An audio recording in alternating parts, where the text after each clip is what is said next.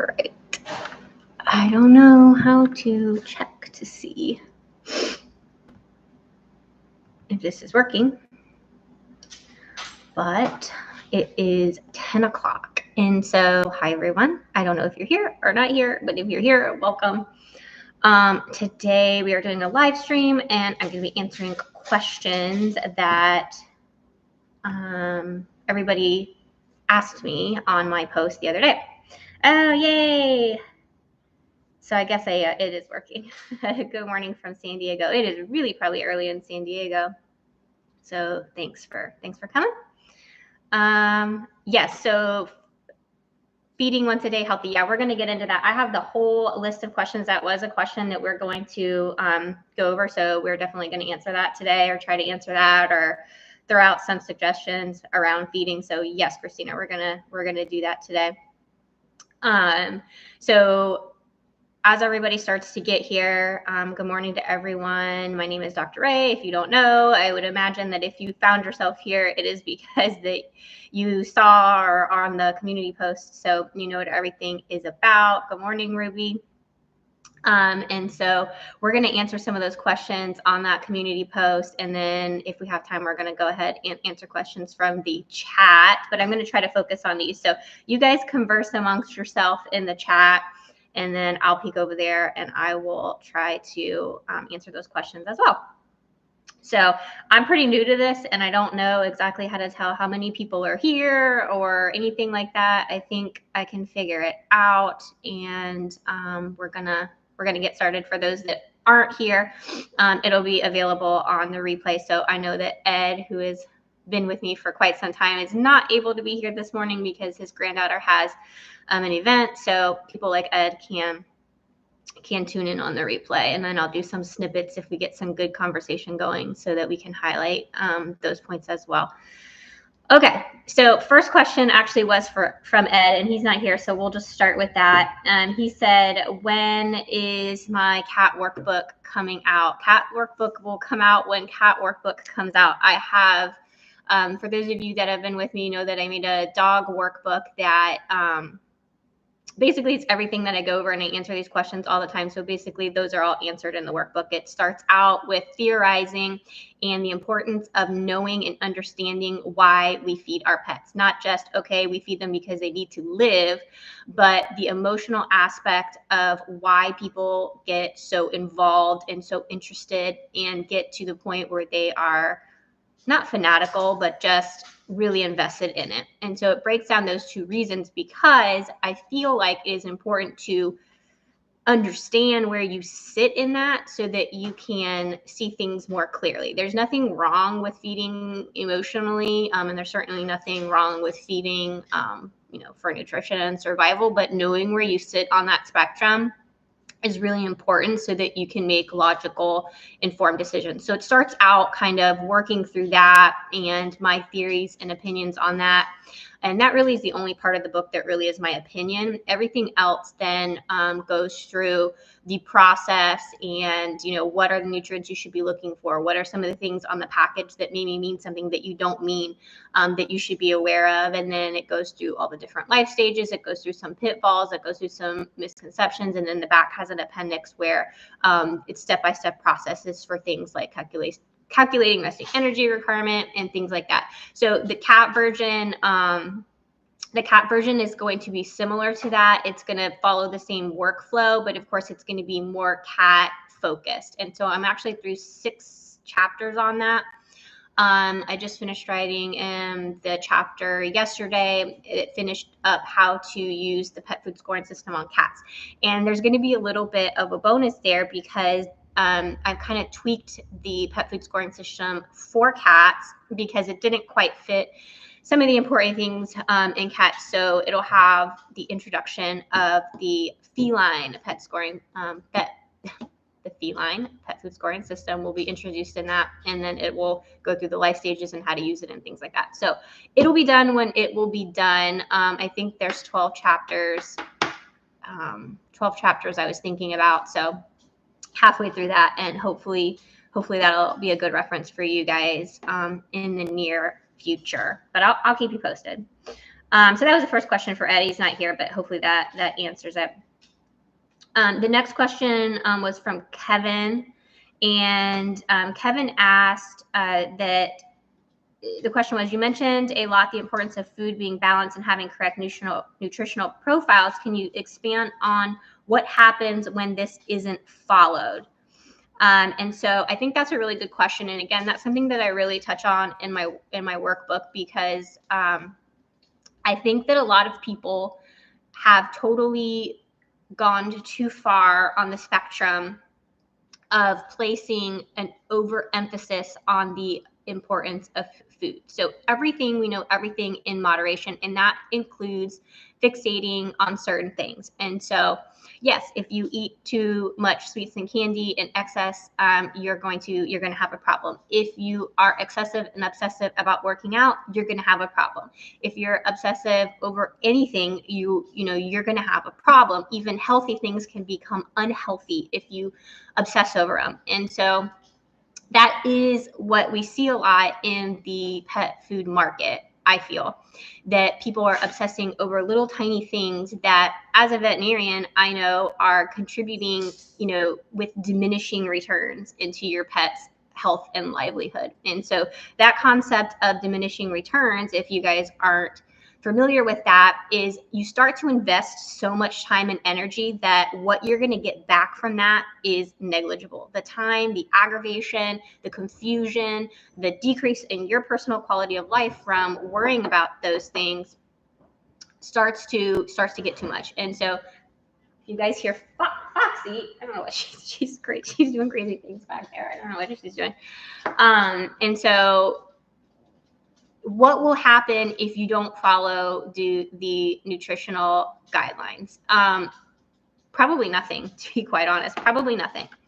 There are certain things that, can lead potentially to problems. But I tell people all the time, I have had patients in my clinic, and I see a lot of patients. I'm a practicing veterinarian. Okay, I think that differs from some other other people that may be giving advice and things like that, that may not necessarily practice anymore or actually see in action, practicing what they preach type situation. I see patients every day. I've seen patients for the last 15 years, thousands of patients. And I have seen dogs eat nothing but hot dogs and they're doing perfectly fine. They're not dying and they're not keeling over. Nutrition is a piece in the puzzle. It is a piece in the puzzle that, yes, you want to be on top of it, but you don't need to be fanatical about it. And that may be why sometimes people say, well, my veterinarian doesn't care about nutrition. They don't know about nutrition. They don't care about it. They don't ever want to talk about it. It's because most likely, and I get this completely, because it's absolutely true. In the grand scheme of things, there's very little that you are going to do nutritionally that is absolutely going to kill your pet. Okay. There are things that you may do in life that may absolutely contribute and result in some detrimental things, but nutrition is not one of them. So if you drive around with your dog in the bed of your truck and they are not properly tied down, there's a very good chance they're going to fall out and get killed or break their radius, because that's really common. And I see that a lot where I'm at in the country. There's a lot of dogs riding around in trucks. Yeah, that's a bad decision. And I might say, that's going to significantly impact your dog's life. If you tell me you feed any diet that is balanced and, I'm not going to I'm going to be like, okay, that's fine. Maybe not my choice, but, it's probably fine. If you directly ask me my opinion, well, then I'm going to give it. But I'm probably not going to go out of my way at your appointment, unless you're doing something really crazy, like I feed my dog garlic pill supplements because I want to kill fleas and blah, blah, blah, blah. I may say, okay, that's going to cause hemolytic anemia, so I'm going to step in there. But in general,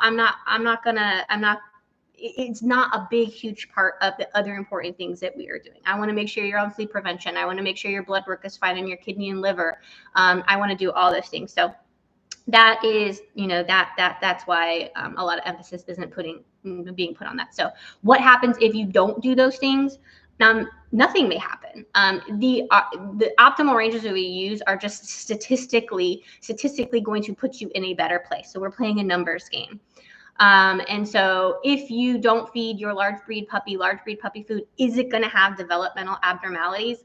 Probably not. There are plenty of people that don't do that. There's a lot of people that don't do that, and their dogs are perfectly fine. Are they at higher risk? Yeah, they probably are at higher risk. Do you want to do everything you possibly can? Yeah, you do. And so, so that's kind of how that goes. So no, if you do not follow the optimal, and we know that too, we've got AFCO, and then we have optimal small animal clinical nutrition. And so, the people that just feed the AFCO standards are feeding some of these foods that score low. Are their dogs dropping dead and keeling over? Absolutely not. They're absolutely not doing that. We have to have a standard though. And so people ask me all the time, what's the best? What should I do? Okay, so I have to come up with a number for you. Doesn't mean if you don't, Foxy, what are you doing?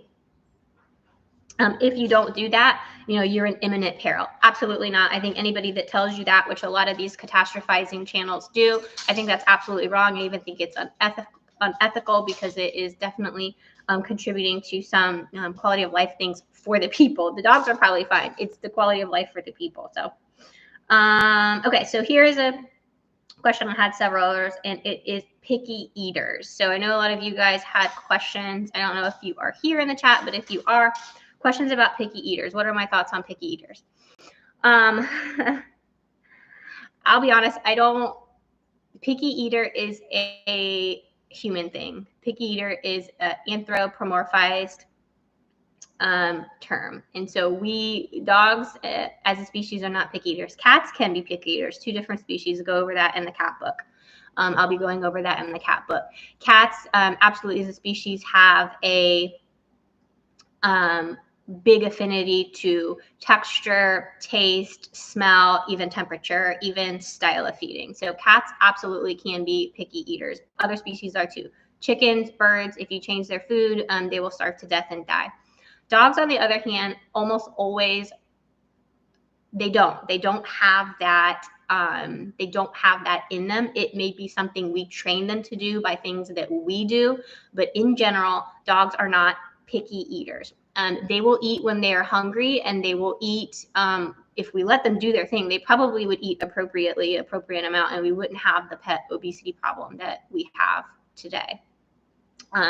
Hey, good morning, idiot. That's a funny name, but we're not gonna call you that.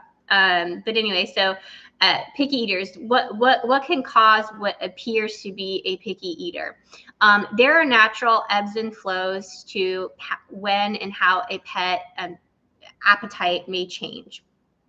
And what I tell people is you really need to be paying attention, not to the ins and the outs, but to the weight and the body condition score. And so when the weather changes and maybe it gets super hot, your pet may not be inclined to eat as much because heat can definitely decrease their appetite. If they have a little bit of an illness or a disease process, that can absolutely decrease their appetite, and that needs to be addressed. At the same time, if you change their diet, because let's say they have dietary indiscretion, and you change their diet, they can actually develop a food aversion. That's not picky eating. That's developing a food aversion. They were sick. We fed them something in their dog brain. They associated what they ate with being sick, or something with chemotherapy. We'll see that dogs that are on chemotherapy are nauseated. That's not picky eater. That's a condition. That's a disease. They're nauseated from their chemotherapy. Then they develop a food aversion. And so are dogs picky? No, there is usually a reason. If your pet has gone off food, there is usually a reason. If you wait it out, if they're otherwise healthy, there's no vomiting, there's no diarrhea, there is, or people often come into my office and say, they won't eat their dog food, but they will absolutely eat their treats, or they will absolutely eat a hard-boiled or scrambled egg. That is a picky eater. I mean, that is a behavioral picky eater. That is not a medical picky eater. And so when you change your pet's diet all the time, every time they decide not your dog's diet, this is specifically for dogs. If you change their diet every single time they go like not bananas over their food, you're going to be doomed to doing that the rest of your life, which may be fine, but but it can set them up for issues like allergies, dietary indiscretion, difficulty with diagnosing in the future, difficulty with managing diseases that require a diet in the future. You're going to burn those bridges. And so it is okay if your dog one day is not super excited about eating. That happens to all of us. That happens to us for a number of reasons. We're super tired that day. We just don't feel like it. Stomach's a little bit off, a little bit of acid reflux. It's really hot outside. I just really don't feel like eating. I'm just so hot. It's okay if your body condition is remaining normal, and your weight isn't taking these drastic fluctuations. That is fine. I have so many people come in and I do dietary consults. I'm like, what are you feeding? Well, I'm feeding insert whatever food, it doesn't matter. And then I add on top of it a little bit of chicken broth, and then I sprinkle some Parmesan cheese, and they really like it when I add blueberries because they won't eat it unless I do that. And their dog is morbidly obese. And I'm like, why are you encouraging your dog to eat more? Your dog is trying to self-regulate, and you are encouraging it to be obese by stimulating it to go beyond its natural hunger reflexes. So picky eaters, a lot of times, honestly, is us. We need the training. Not, our dogs don't need the training. They have trained us to do that. So that's my take on picky eaters, is that either there is an underlying condition, or it is a behavioral classic conditioning that we have done, that we need to uncondition ourselves and uncondition our pets, because consistency in the long run is going to be healthier. Let's see. Let me do some from the chat just to keep you guys, since you guys are here. You're so frustrated trying to find a dog food for your adult dog that has a chicken allergy. That's Kimba. Question for you, Kimba, is how is the chicken allergy diagnosed? Because usually in how the diagnosis is, how we come about the diagnosis is the answer to that question. So I'll keep a lookout to see how that chicken allergy was diagnosed, and then I'll be able to give you some tips on that. I also have a video totally dedicated to food allergies. If you have not checked that out, that's going to be more in detail than what I can answer here on the chat. Then we have Saranya. A lot of the PPP foods, so Purina Pro Plan foods, especially sensitive skin and stomach, are high in protein, but also over the amount of calcium and phosphorus. Yes. So this is a good question. This is because, so all the, obviously all the big companies, big players like that, the big three everybody hates, they do a lot of research and they do a lot of studies. And they spend a lot of money in that. And then they tailor their diets to go based on their studies and their beliefs. So people said, a lot of the conspiracy theory people out there think that they made the food and then they formed the studies and manipulated the studies to show that what they made is correct. That's not true. They did the studies and then they formulate the foods according to that. So Purina feels, and rightfully so, it's a different philosophy. It's not my philosophy, but it is a philosophy, and I'll explain to you why I don't necessarily aspire to that. But it's fine philosophy. There is research and data to support this.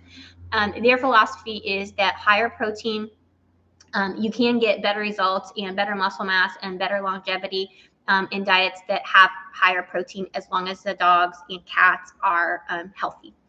And that is absolutely true. The more muscle mass you can keep on a pet for longer, you know that even in people, when people get really thin and frail and they don't have the muscle to move the bones, then we really are starting to be in that decrescendo of life.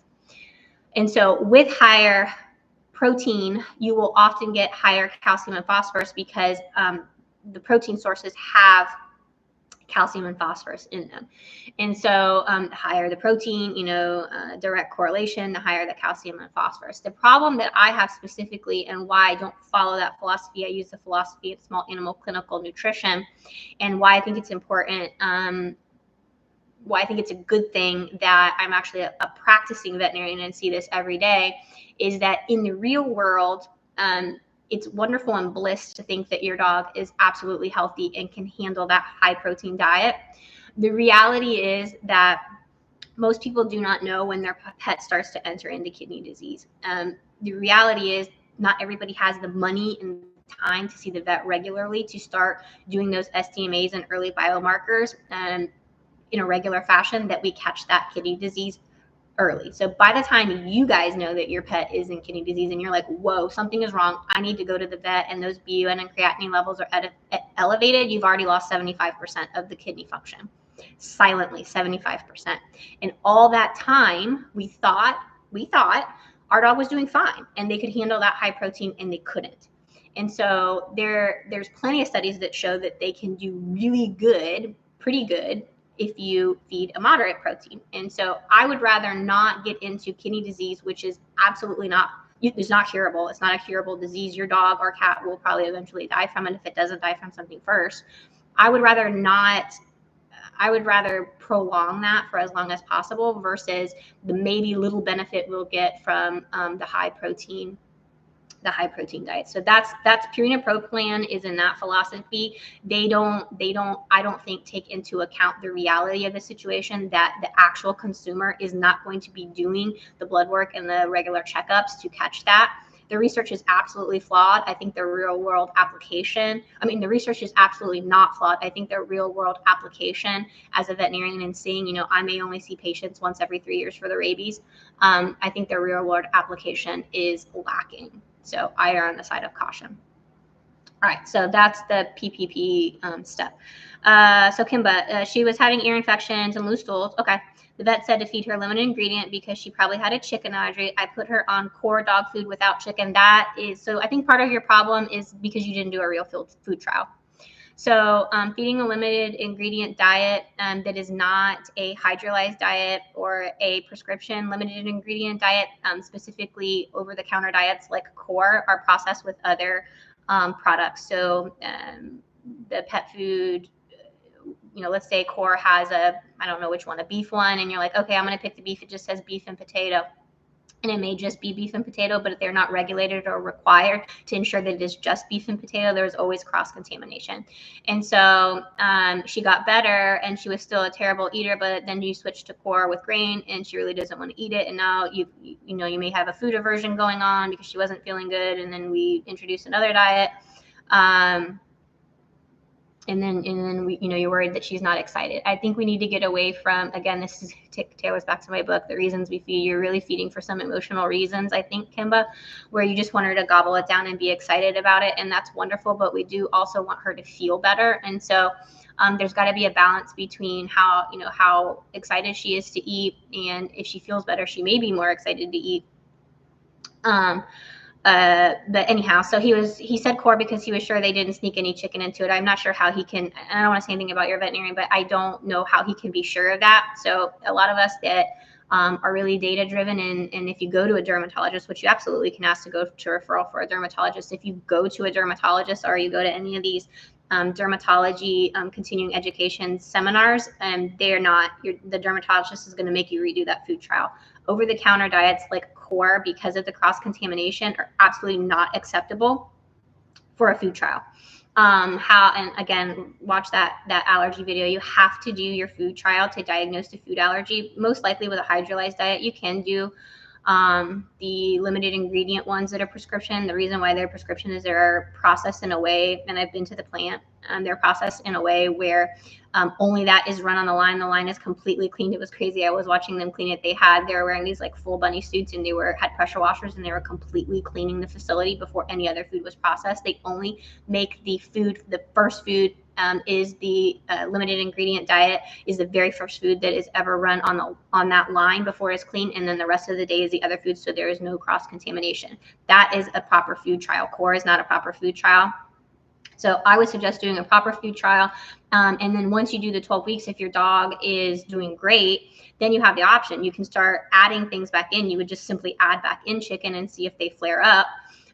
Or you would just stay on the hydrolyzed diet. So I get that question a lot. I'm having a hard time finding XYZ food because my dog's allergic to these 72 things, which is probably not likely. It's probably, again, an incorrectly performed food trial because that's just the way that it is.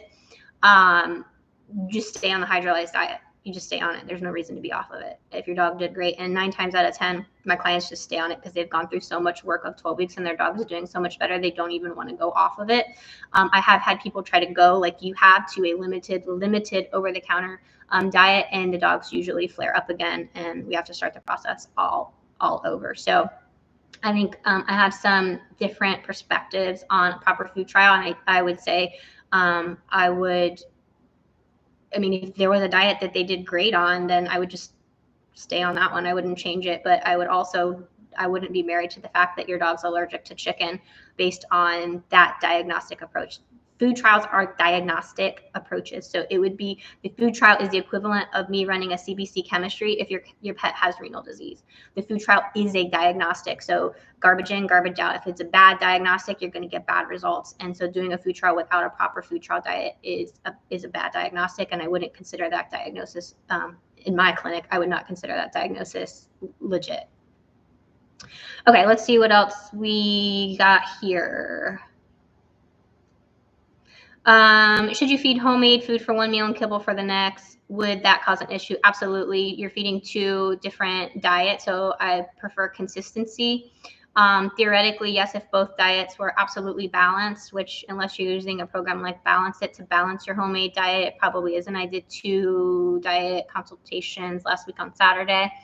Homemade diets, we ran them through the Balance It. Both diets were deficient in 17 or more items, and they thought they were doing a great job. They listed all this stuff. I give organ meat, I give blueberries, I give strawberries, I give this, I give that, 17 items deficient. And so most homemade diets are deficient unless you use that program or have it balanced by a nutritionist. But just at the face of your question, feeding 2 different things is not consistent. And so you could be setting up your pet for dietary indiscretion. And I have this conversation all the time. Dogs come in with severe, horrible diarrhea and vomiting, and we ask them what they eat, and they say, well, I do this and this and this, and I give bacon and I give this. And I'm like, well, you probably really shouldn't do that because that's not the greatest. It's probably the reason why your pet is having this issues. Blood work is completely normal. Everything's normal. So we diagnose it with dietary indiscretion. Well, doc, I've been doing this my whole life. It can't possibly be. Well, but you're here. But you're here. And so it's clearly not working anymore. There is a period of time where it may work, but it's Russian roulette. That time when it may not work, maybe now, or it may be on Christmas Eve and you find yourself in the emergency clinic. So I don't recommend it. I recommend you stay consistent, and everybody will be happier overall. It'll be easier on you. It'll be easier on your dog. You won't have to worry about things. Your dog's stomach will be happy, and you won't be spending $5,000 at the e-clinic on Christmas Eve and making your wife unhappy that they poo-pooed on the white carpet. So, is soaking open farm in water seeing the chat here. Melissa, is soaking open farm in water or broth okay and adding a second protein that's freeze-dried as a topper? If you guys have watched any of my videos, you will know that there's a lot of things there that I would absolutely not do. Number one, adding broth is usually okay to anything. You can add broth to anything, even when they're on a therapeutic diet. A lot of those therapeutic diets, they've done testing, and adding broth doesn't significantly alter the diet because the broth has very little nutrients, so it's usually less than 10%, which will not alter the diet. So yeah, adding the broth is okay. Adding a second protein, just without the second part of your question, adding a second protein is not useful, doesn't provide any nutritional benefit. B, it's going to unbalance the diet because now you already have a diet that is balanced. And I think Open Farm didn't score great, but it's okay. Again, going back to that, it's not going to kill your pet. Is it optimized? No, it's not optimized, but it's fine. But when you add that second protein, you take this diet that's already not on optimization. You've added more protein. Now you've thrown you've thrown it all out of whack. The scales have become even farther imbalanced. So let's see if I can do this. So if Open Farm was already kind of unbalanced based on the nutrients, and then you've added a bunch of protein and we don't know how it interacts or how nice they play together, now you've really thrown it off. So I wouldn't do that. And I absolutely wouldn't do freeze-dried because freeze-dried is raw. And freeze drying is just a preservation process. And so you've preserved the raw food. Once you've added that chicken broth or moisture to it, you've now reactivated the bacteria. That bacteria is in the bowl. It's getting stuck in the bowl. It's getting stuck in your dog's face and their fur, then they lick your face, and then you've got bacteria on your face. They go on your couch, your baby's on your couch, your pregnant friend comes over, and now they're exposed to listeria. It's just a no for me. Okay. What is the best approach to determine if your dog has environmental allergies? That best approach is, go over it with your veterinarian. There is actually an algorithm. There is a proper algorithm for diagnosing. There is an algorithm for diagnosing environmental allergies. The steps in the algorithm are, number one, make sure that there are no secondary factors. So you need to have the skin tested for bacteria, you have to have the skin tested for mites, and you need to make sure that the pet is on proper flea and parasite control. Even if you don't see them, they need to be on them, because if you don't have them on there, again, you're using this algorithm as a diagnostic tool. If you do not follow it, you're going to have garbage in, garbage out. So all those things need to be made sure are not the case. So they don't have bacterial or fungal infection, they don't have fleas or external parasites, and they don't have like mites or anything like that. The next step for environmental allergies depends on you, your preferences, and your discussion with your veterinarian. You may do allergy serum testing. You may do intradermal skin testing. You may do a avoidance trial, or you may do a trial by treatment. In my clinic, a lot of time we do a trial by treatment because the dogs are suffering. They're super, super, super, super itchy. They need relief. We don't want to wait 4 to 6 weeks for the immunotherapy, serum, and we'll do a trial by treatment. So we'll usually start them on Cytopoint or Apoquel, see if they respond. Cytopoint and Apoquel are medications specifically for atopic dermatitis. They do not work for food allergy. And so if your dog responds to Apoquel or Cytopoint, they are then diagnosed as atopic, and then the algorithm goes on from there. All right, so let me go.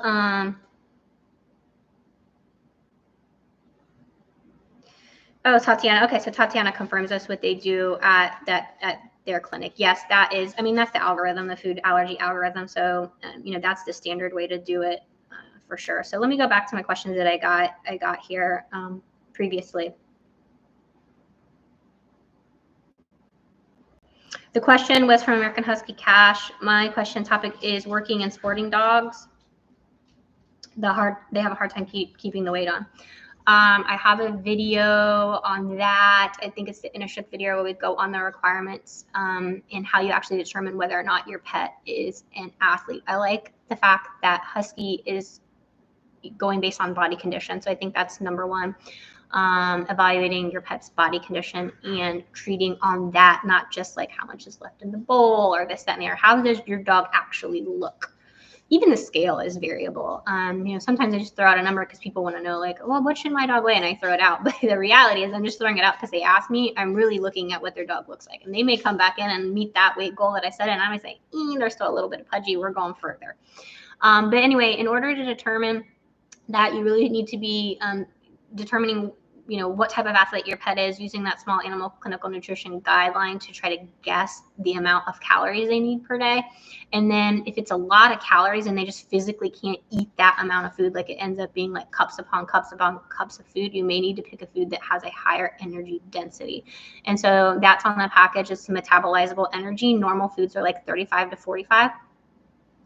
100, but you may need a more calorically dense food, and you may need like in the 5,000s. That allows you to feed lower cups, but still get all the calories that they need. So that is my tip for dogs that need high energy and need a higher calorically dense food. Not necessarily more protein, not necessarily more fat. You can still keep it balanced, but just calorically dense.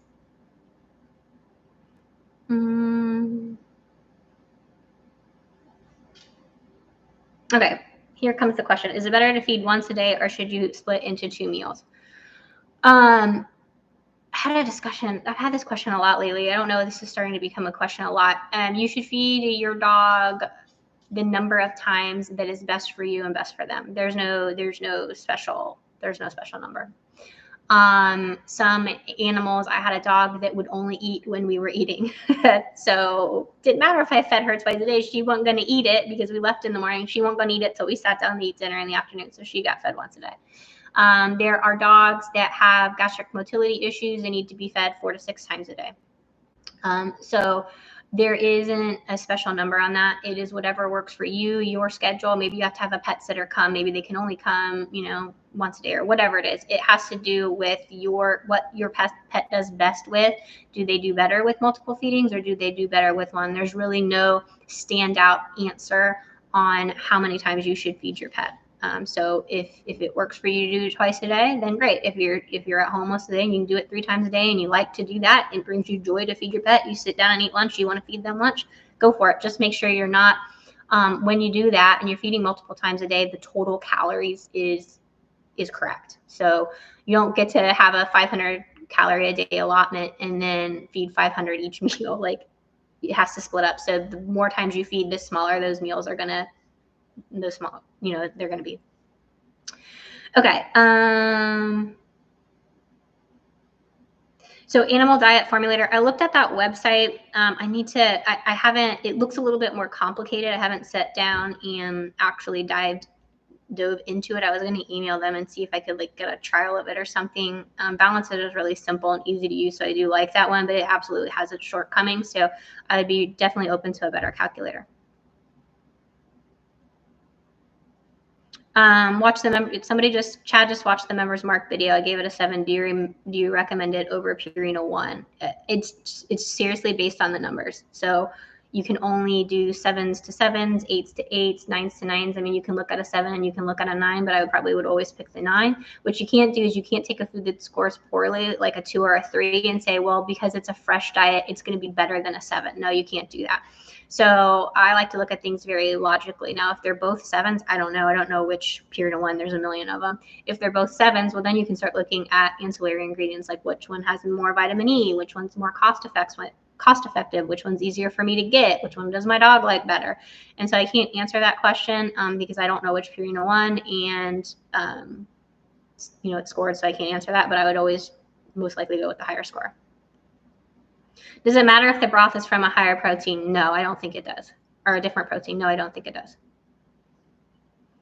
Sam, I am. We began supplementing kibble with a very small daily amount of organic bone broth powder. It's high percentage as protein. Okay, for a 13-year-old, she's on protein, calcium, phosphorus, low protein, phosphorus, calcium, kibble.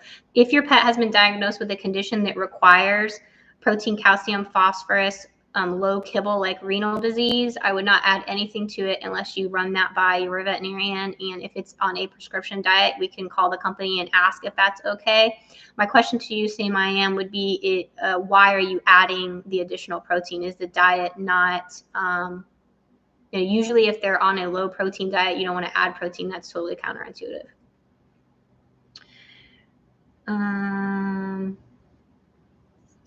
Getting questions about a blood test here. Someone will have to.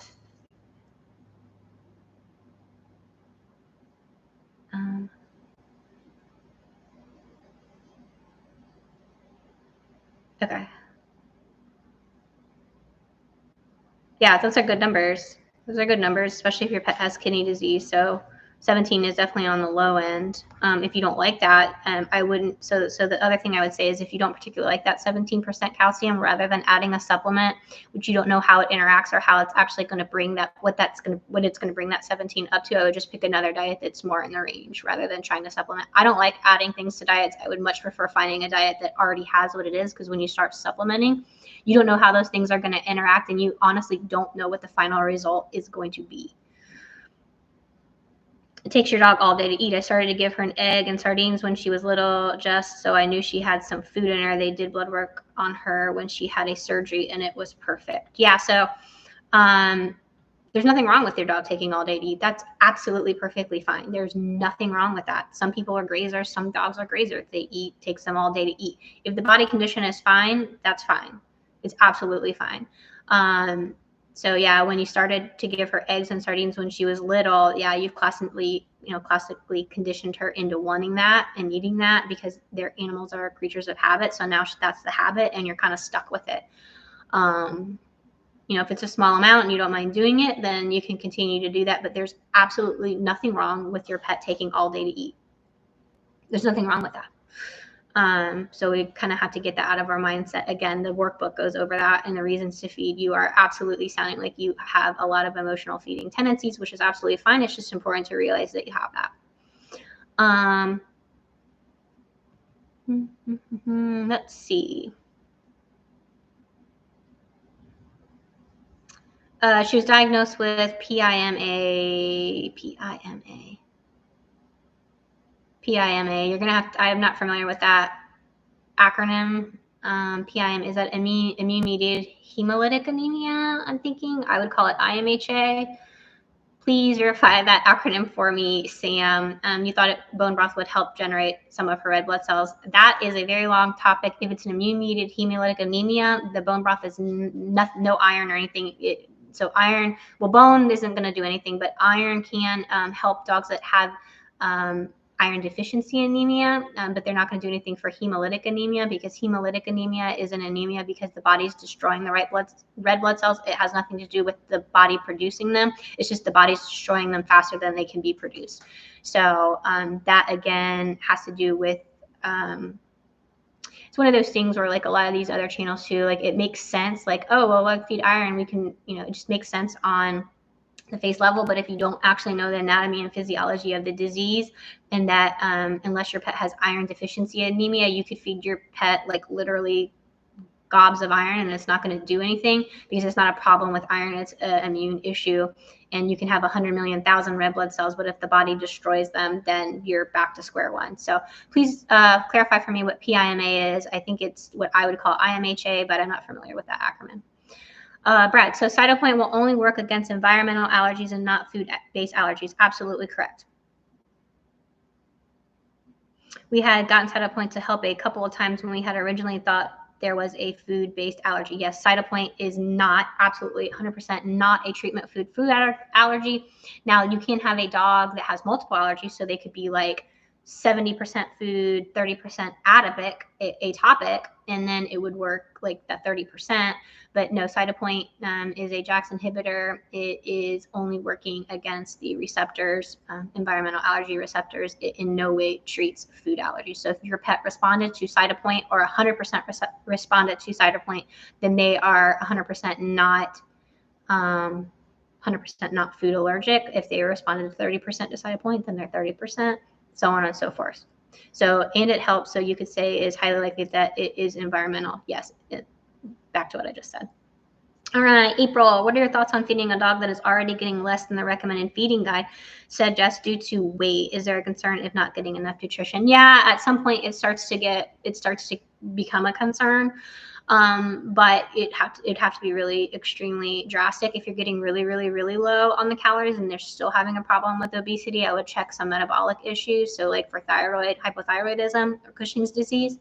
And then if all that checks out and you're still having to maintain a really low calorie diet to be consistent with weight, you might need to switch over to different weight loss options. And actually have a weight loss guide on my website now, because a lot of people struggle with weight loss in dogs and cats. But there are two ways that you can use diet to control weight loss. One is a calorie restriction, and the other one is using metabolic type diets like Hill's Metabolic. To actually, the formulation of the diet allows them to lose weight because of the way that the diet is metabolized by the body. So you may need to switch from the low calorie theory to the metabolic theory. So we should never feed the additional salmon, potato, blah, blah, blah, blah, not all at once, but I often mix one of those per day with the ollie kibble, the fresh food I serve solo. I mean, if you want to do it, you can absolutely do it, but it should be less than 10%. And I wouldn't have it personally, I wouldn't have it to include proteins like salmon, eggs, and sardines, because you could be priming your pet for food allergy. And so then once the body has seen the salmon, the eggs, and the sardines, it can now decide that it wants to build immune complexes to those. And so if that happens and your pet actually does develop food allergies, now you have eliminated the possibility of feeding them a limited ingredient diet with salmon, eggs, or sardines. You've totally taken that off the table. And there's no reason to do it. Like nutritionally, there's no reason to do it. So you've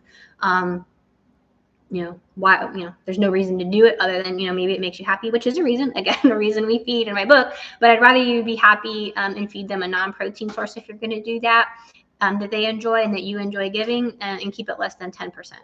But no, I would never recommend that. There's no nutritional reason to do it, and there's a lot of reasons not to do it.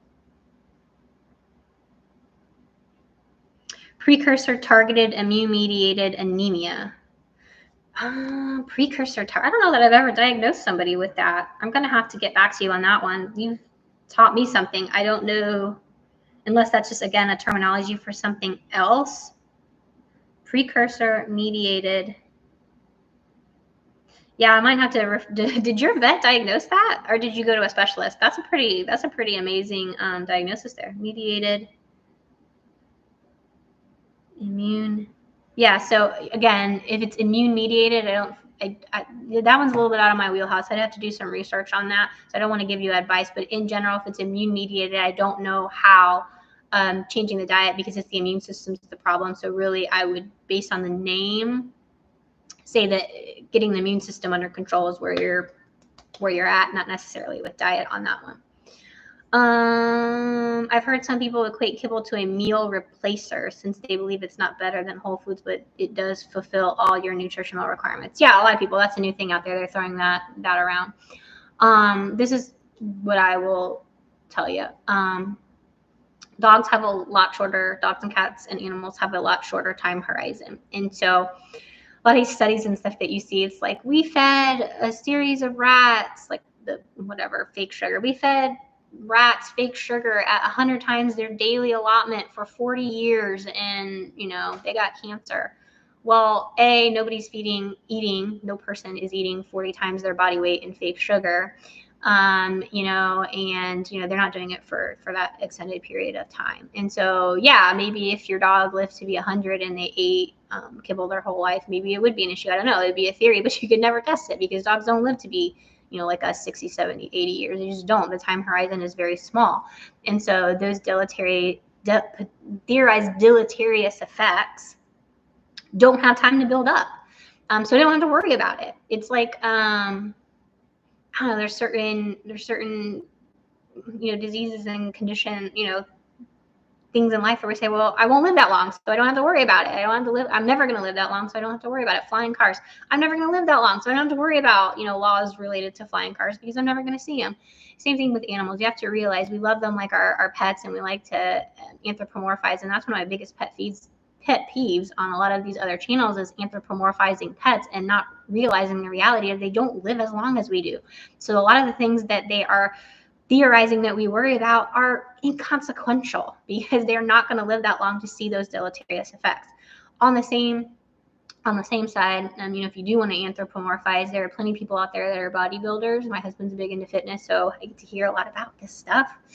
They ask them, like, well, is it bad that, should I be eating meat and not be taking protein powder? And they can tell you hands down that with their performance, there is no difference between them taking protein powder and their ability to get show ready versus eating that amount in fresh foods. There's absolutely no difference. They can, the protein is a protein and it's processed in the body exactly the way it is. Now, in our minds, we may say, but fresh, it has to be better. It has to be better. Why does it have to be better? Think about that. Why does it have to be better? I can't think of a reason why it has to be better, specifically, but let me see. Did I answer that question? I don't know if I even answered that. Some people believe. I want to see the facts. Show me the receipts. Show me the receipts and I'll be a believer.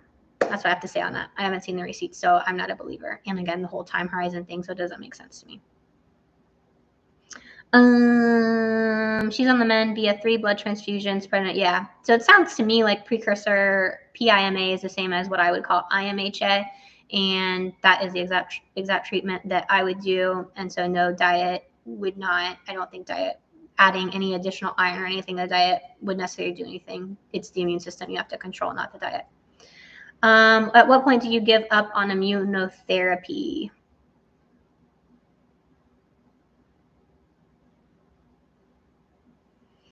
It's important to realize limitations in any type of treatment plan and realistic expectations. I don't know your case, so I'm not going to give you medical advice. I don't know, if you're never going to eliminate an allergy completely. Even with immunotherapy, there are going to be flare-ups. And so realistic expectations there. It may be good for your pet where she only needs a Cytopoint every few months versus every month. You may say it's not worth the money and my time to do the immunotherapy if I still have to do the Cytopoint. That's a personal decision. But yes, there are absolutely animals that do immunotherapy that still need that. Now, again, it goes back to, proper workup and diagnosis. Does your pet have Cushing's disease or some sort of underlying contributing factor? Are they on, proper flea control? Do you have to do the double down flea control? Are you doing regular bathing? Are you using topical therapy? And so there's a whole lot that goes into that. And if you were my patient, we would probably spend months going through that stuff, but it is not something that I can address over the internet because that is totally multifaceted. Your diet seems to vomit more when eating kibble versus a fresh diet. Yeah, there could be. That can happen. So they could have a gastric motility issue where they're need a high moisture content food in order to for it to sit well. You can easily test that. You can take your kibble and just add water to it and let it get mushy and then see if they vomit it. So that could simply just be a moisture consistency situation, and that's totally something that happens and nothing wrong with it. But yeah, that would be the easiest way to test that, and then keep a calendar, because you said your dog seems to vomit more. I don't like to live in the that world. I like actual data. So yeah, I would get like a calendar, a 1 month calendar, and I would, if you want to do an experiment, I would well, it's going to be hard because then you have a diet change there too. So, but anyway, that's how you would do the experiment. You would take the kibble, you would add water to it so that it becomes mush, and feed that for a month, and then see how often they vomit, and then do the same thing for your other diet, and see who comes out on top. Do you recommend giving a supplement like Closiclin as a preventative to adult dogs? Yes. Yeah. I have a whole video series coming up on supplements, and so yes, I do. Fresh food, people say their dogs do better on fresh food than kibble, but I've also heard the reverse. Yeah, why can't some?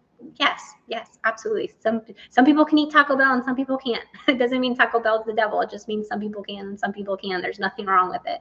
I mean, I wouldn't eat it every single day, obviously for nutritional purposes, because it's fast food and it's not complete balance. But yes, there is nothing wrong. That's why I hate this like battle. Like, you should do X, Y, Z.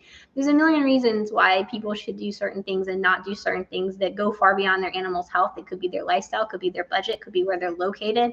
You know, maybe they have cancer and they have to go get or dialysis, and they're, you know, several hours a day at dialysis unit, and they can't feed their dog 6 times a day. There's a lot of reasons. So I hate this debate, or when people come on, like lately my pedigree video, I've just been so much hate on that video. Like, I'm such an evil person by saying that pedigree actually turned out to be not so bad. Why are you upset about that? It turned out to be not so bad. All those people feeding it are actually in not so bad of a place that maybe they would have been if we didn't. I don't understand that. Like, certain different strokes for different folks. If it's good, it's good. Why are we worried about it? If they do well, you know, so I don't know. I don't get that.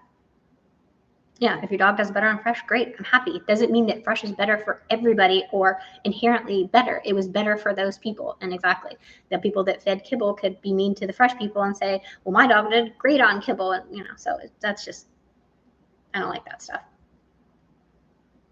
I think Rick on his channel giving the analysis of his granddaughter eating oh yeah, Glenn. Yeah. Exactly.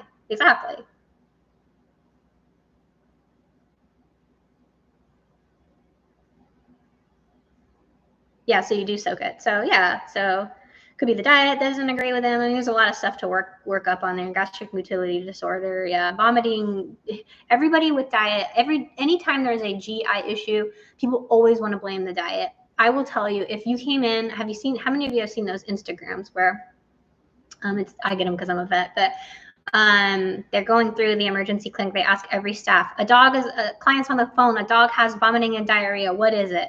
And they say a million different things. One person says it's dietary indiscretion. One person says it's toxin. One person says it's parvovirus. One person says it's Addison's. One person says diet is on the list of the differentials, but is not the only thing on the list of the differentials. Absolutely, it could be a million other things, literally a million other things. The differential is so long. All right, so we're coming to a close here soon. We got about 7 more minutes. Thoughts on vaccines and preventants like Simparica Trio. I've got 2 videos on that, so I'm not going to answer that here. Check out the flea preventative video. And if you guys, I get questions a lot to talk about things that I already have videos on. There should be a way to search my page and my channel. I have a very nice educational seminar on vaccines and a similar seminar on preventatives.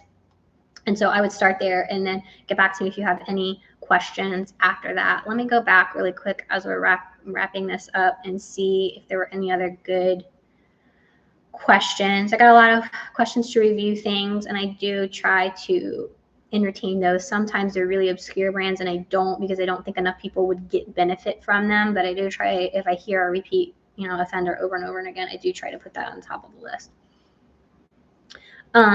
So yeah, like for example, the Purina Pro Plan Sensitive Skin and Stomach, totally have a review on that, which I think is good if I do say so myself.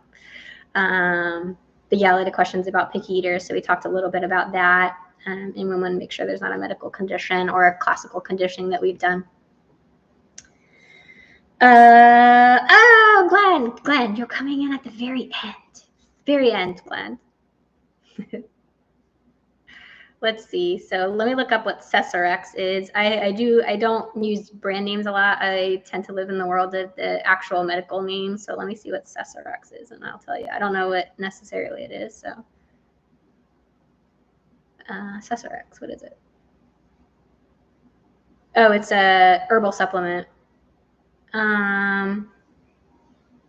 It's traditional Chinese medicine. So I don't know enough about traditional Chinese medicine, but I will tell you this: at my clinic, starting in a few months, we are going to start a whole Eastern integrative whole building new thing. I'm really excited. Acupuncture, physical therapy, water therapy, herbal therapy, and I'm so excited about it.